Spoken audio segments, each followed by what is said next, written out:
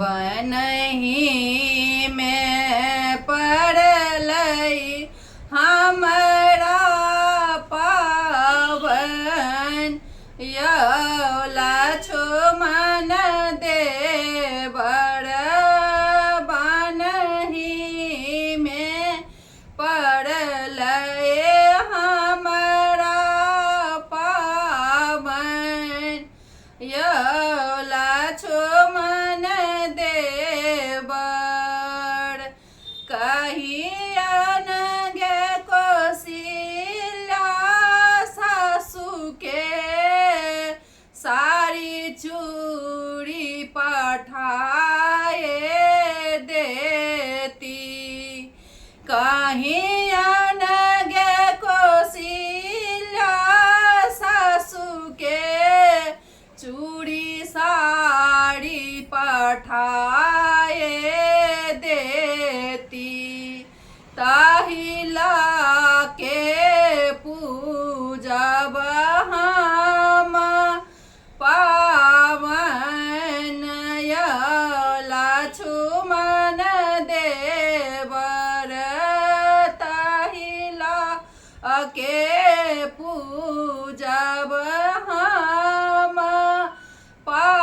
पावन यौला छुमन देवर कहियन गे के कई सासु के नाग बना के पठेती कहियन गे के कई सासु के नाग बना के पठेती ताहिला के पूजब हम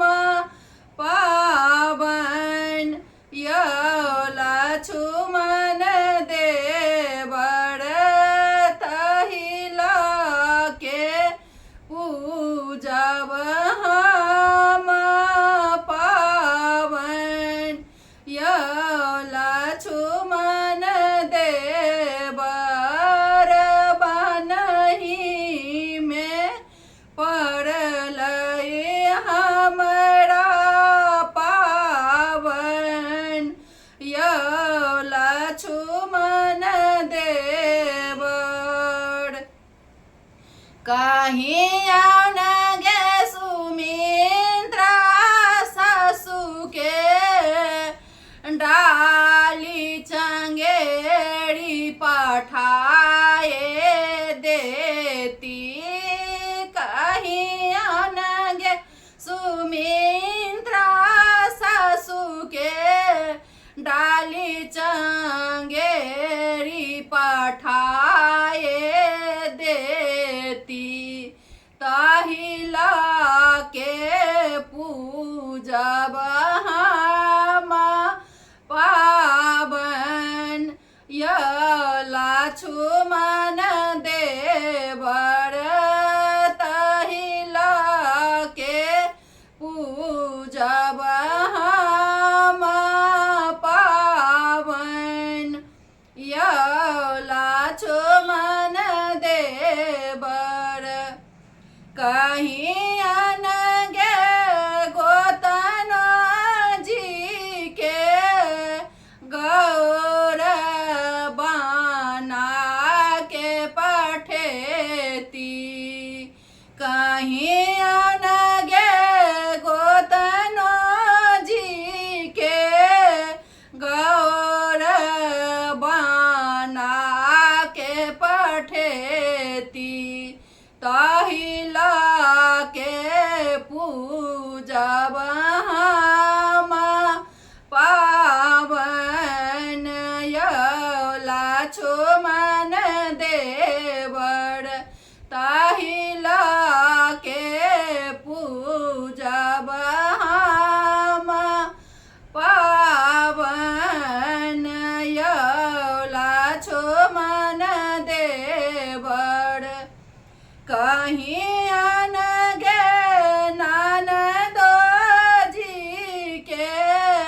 जाहे जो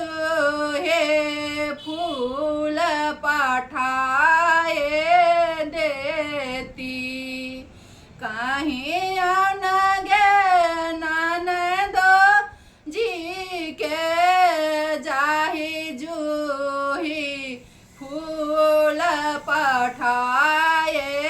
देती ताहिला के पूजब हम पावन यौला छुमन देवर ताहिला के पूजब हम पावन यौला छुमन देवर बनही में पड़लाए हमारा पावन यौला छुमन देवर कहीं अनगे राजा दशरथ जी के बालक पठाए देता कहीं अनगे राजा दशरथ जी के बालक पठाए देता उनके संगे पूजब हम पावन यौला छुमन देवर उनके संगे पूजब